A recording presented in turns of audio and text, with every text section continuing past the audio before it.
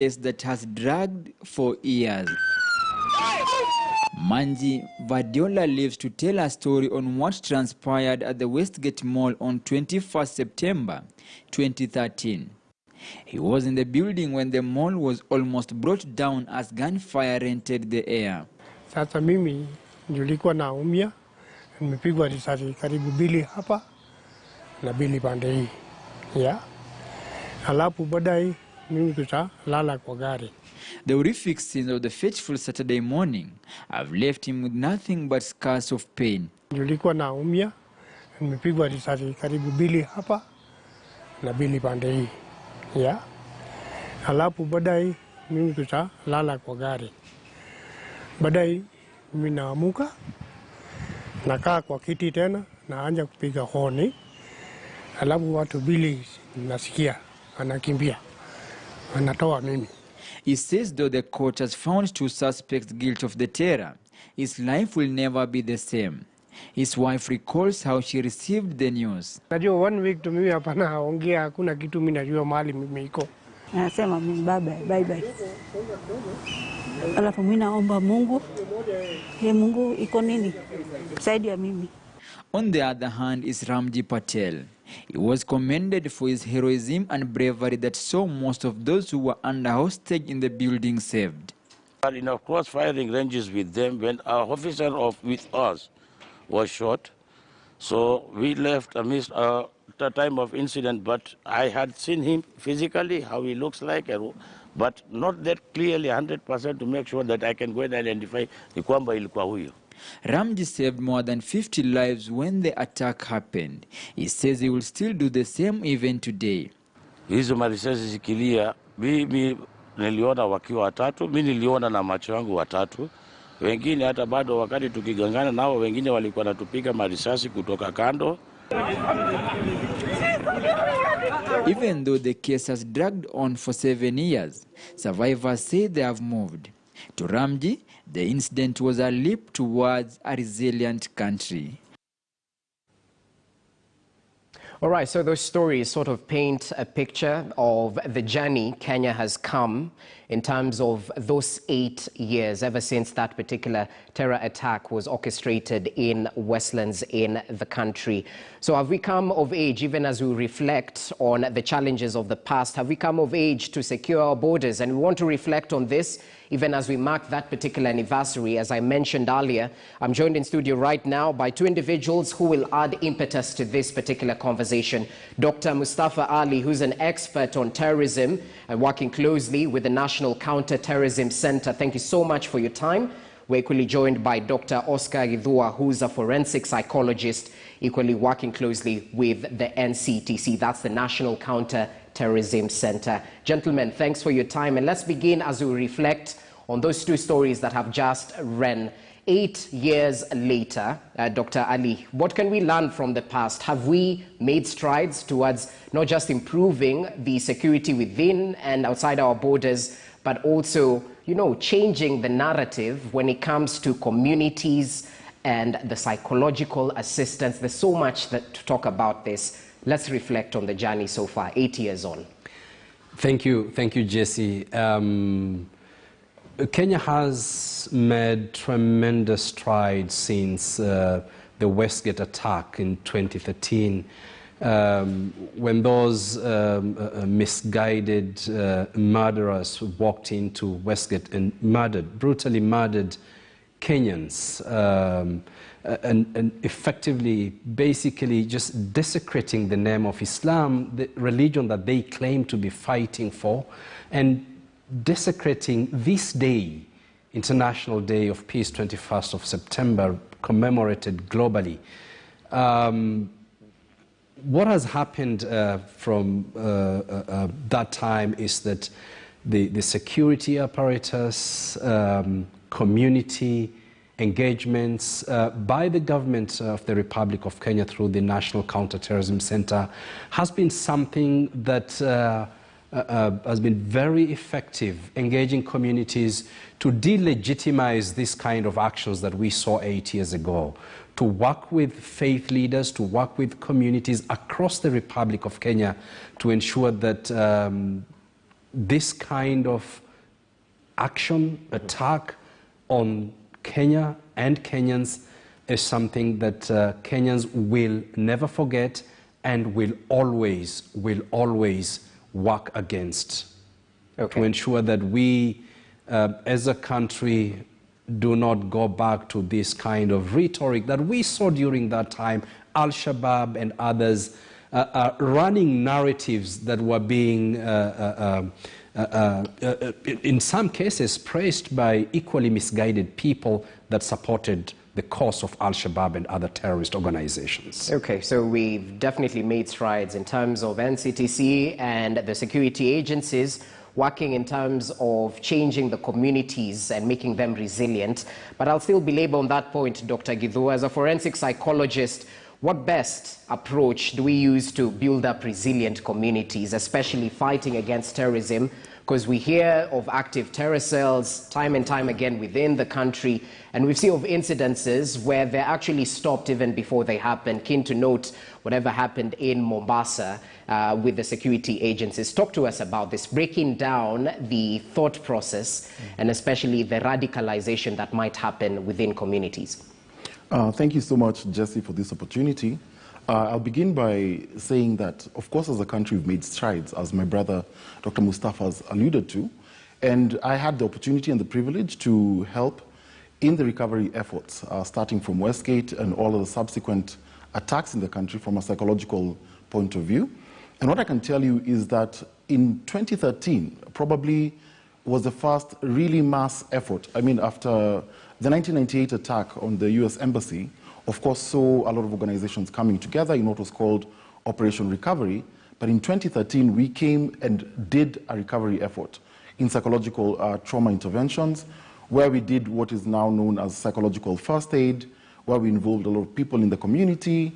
We worked with them consistently for about 2 weeks on the ground near the site. And then after that, we did follow-ups, and we ended up working with people, some of whom until today probably have had their lives changed completely. Now, in terms of the resilience of communities, it cannot only be done by one profession or one person or one class of people in the country. What the National Counterterrorism Center has done is come up with what is called the National Strategy for Countering Violent Extremism. And this is a strategy that addresses what are some of the issues that need to be done and improved around the country to actually ensure that we are safe and we prevent this from happening again. So, of course, you're talking about various things. And so how NCTC has engaged communities is through what are known as the county action plans. So every county in this country has a plan which they actually are working with their county security and intelligence committees with the population, and also, as my brother Mustafa has said, Dr. Mustafa has said, working with religious leaders, working with people in education, working with people in the community, so to speak, so that at least all members of the society do not feel left out.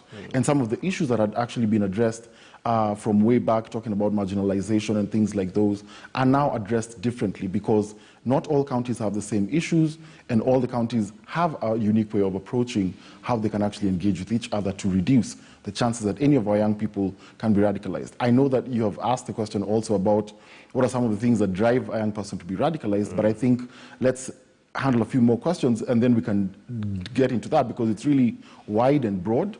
But one of the things I can talk about is that you have to really pay attention to young people.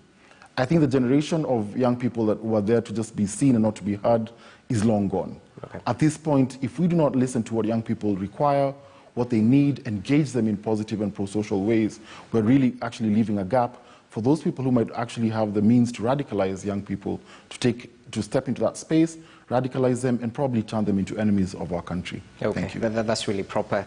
Dr. Ali, still on radicalization, I know it's a broad subject, but so many people in the coastal region sort of air their grievances in terms of perhaps being targeted by security agencies due to perhaps links which might be existent or non-existent to terror cells within and outside the country. And we've had human rights organizations term some disappearances as being enforced by security agencies. How do you respond to this? Because it's a dicey situation, right? Jesse, thank you. It's It's very difficult. The war on terror, which began way back 20 years ago, is a new kind of war. It's asymmetric warfare. It's unconventional. The terrorists hide in the midst, within the population. They carry out their activities. They plan their terror attacks from within the population themselves. And so the security agencies in this country have had to work extra hard to flush out very few terrorists from within a large population of generally law-abiding Kenyan citizens. And in doing so, when these terrorists and extremists are flushed out and are taken to court, then they are tried and charged. And we've seen successful prosecution and sentencing, like we just saw on the screen about the Westgate attackers. And you clearly see that those actually that are charged and were sentenced are those that supported the attackers that were killed at Westgate itself. So it's normally a network of people. Okay. And it's very important that we as Kenyans support the security agencies to stabilize this country, to flush out extremists and terrorists who continue to legitimize their actions through nebulous narratives, through platforms, community networks that are there. It's good now that they've moved away from mosques. In 2011, 12, 13, 14, mosques were actually used, like Masjid Musa in Mombasa, as platforms for recruitment. And with the help of government, the community has worked extremely hard to ensure that these mosques, the places of worship, are not used by terrorist groups and organizations. But what about enforced disappearances? You still haven't talked about that particular point, Daktari. Well, you know, I don't work for the Kenya police, and I'm unable to talk about enforced disappearances. This is a question that you will need to ask the relevant authorities itself about those enforced disappearances. What we are focusing on, Jesse, is community engagement. This is the work that we do to delegitimize the narratives of terrorist groups like Al-Shabaab, Al-Qaeda, and Daesh that are active in this country, that are active in this region. And unless we do that, unless we address the intimidation by such groups, then we are not going to be successful in the work that we do. And I'm very happy that various communities, which if you look at 2010, 11, 12, 13, 14, the relations between the Christian and Muslim community was actually becoming challenged because these terrorists were supposedly targeting Christians. And we had also to work hard to engage our Christians, brothers and sisters, and say that, look here, the reason why the terrorists are targeting Christians, as they did in Mandera and killing many Kenyans, is because they want to raise a brother against a brother, a Kenyan against a Kenyan. Okay.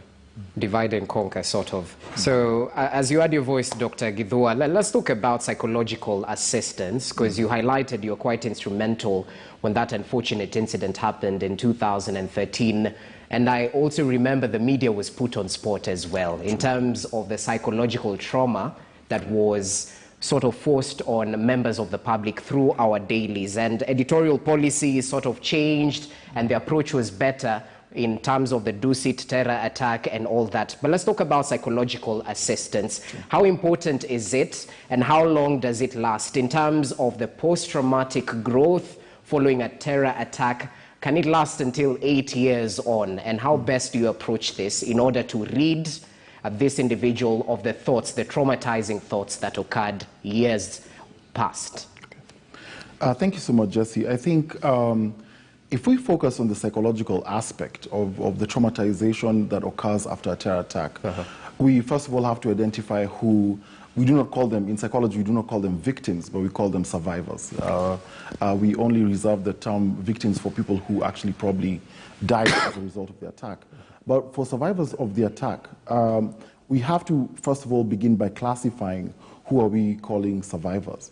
And survivors, for me, if you look at them, there's 4 categories of survivors. And this has to be very clear to Kenyans, because the work that we do really goes beyond the event and the news cycle of covering the attack itself. So, for example, if we begin with the people who were at the location of the attack, for example, people at the Westgate Mall, Garissa University, and probably the 14 Riverside complex attack in 2019, the people who survived could be one of the first people we work with. The second group of people are the first responders, and these first responders are including security apparatus, other people like St. John's and also Red Cross. Those are also other people who are survivors. The third group of people are the community at large that's around there, and the country as a whole, because, of course, being violated by these attacks that we've actually faced, that is actually a group that we look at. And the last group that nobody ever seems to think about are the family members of the perpetrators. Many times nobody imagines that the family members did not have an idea of what happened or of the planning, but many times we've found that a lot of the family members had no idea of what their loved one was doing. So what do? In such cases, we work with each and every person at different levels. Definitely, we begin with the survivors who are at the scene, and so we work with them using what I alluded to earlier, the psychological first aid as the first mode of working. Psychological first aid can be deployed by people who are lay people and not necessarily psychologists, but then psychologists are important in terms of making sure that we can flag any reactions that might not be normal at the time. And so, of course, if you're not able to sleep, if you're not able to, if you have anxiety or whatever it is, as long as it lasts about 30 days, that is a normal reaction to an abnormal event. And so, therefore, we do not pathologize anybody during that time. What we provide is just a psychosocial support, letting them, just know that it's normal. We kind of stabilize their life at that point.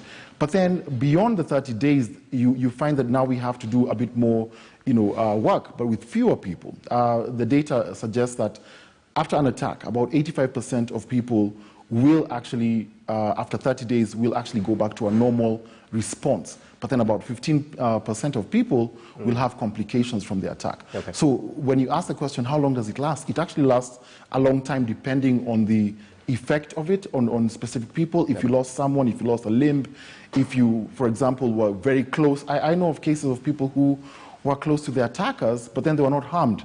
And so they live with what you call survivor's guilt, and we've really been dealing with that for a very long time.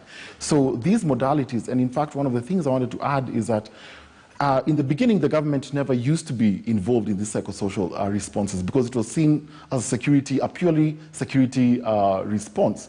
But then we discovered that one of the ways you can actually secure the country is by securing the mental health of the citizens.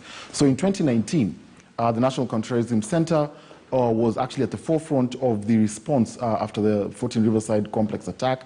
And we actually did that work very well, and I'm proud to be part of the team that did that as a team leader. And I can tell you for a fact that until today, we have people who have complications, but we work with them for long. But what I can say, anything beyond 6 months post-attack, very rare, and then probably you'll have one of few people who will, very few people who will actually have complications after that.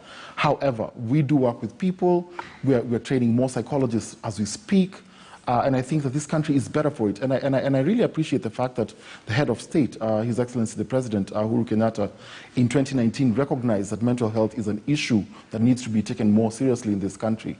And so therefore, I think for me, that is a really huge step for this country, because when it comes from the commander-in-chief, then everybody else follows suit, and then we actually do the work that you can see right now. Thank you. Okay, well noted, and kudos for that. Let's talk with you, Dr. Mustafa. In terms of crisis management, when it comes to a terror threat or a terror attack, I think we've equally learned over time. The crisis management, as compared to Westgate and later on that unfortunate event at Duse D2, was quite different in terms of the security agency's response, the flow of information, and what the media was equally doing in terms of spreading the information, because we don't want to put the message out there so it seems we're enabling a terror event. So let's talk about crisis management. At as a fast responder, what exactly should I do? And later on, as a Kenyan on social media who's just received photos, maybe I haven't authenticated them, that they're from this particular attack, how do I handle them? There's so much to talk about in terms of crisis management.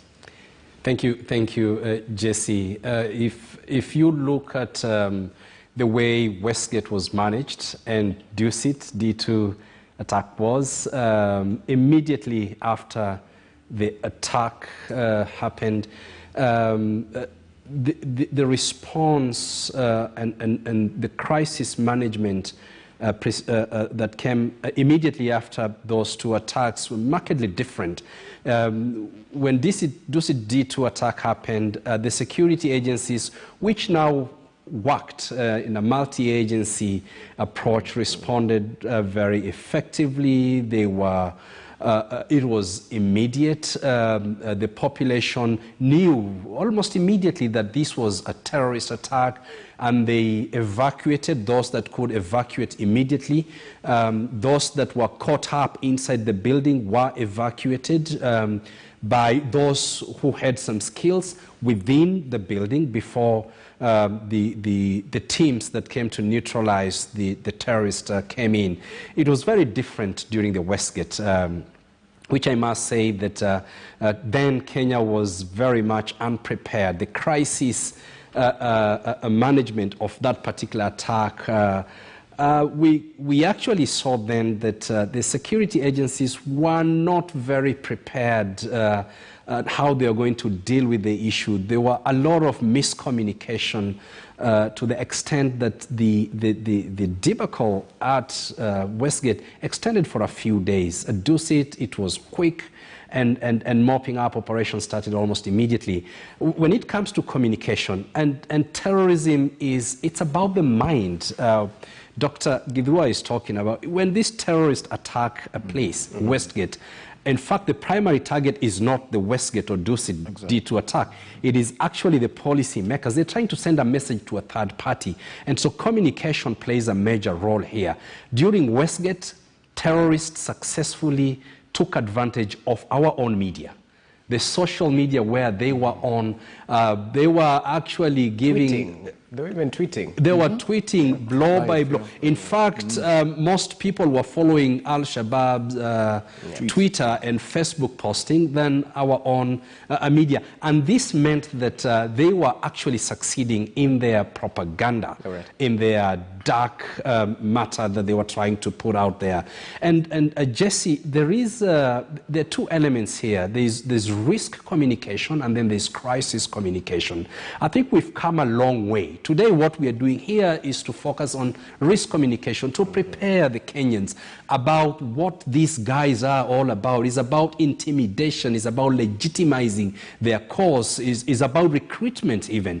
But now Kenyans understand that whenever actually there is a terrorist attack, before they used to speak highly, some Kenyans actually used to speak highly of these murderers. But today, everybody, almost everybody, would talk negatively and would condemn these kind of groups who are misusing children, young people, with the kind of narratives and recruitment and attacks that they carry out. So we have come a long way, Jesse. And within the context of the various county action plans, the national strategy for countering violent extremism, all these issues are actually captured there very well. The National Counterterrorism Center worked with communities. It's not just a government work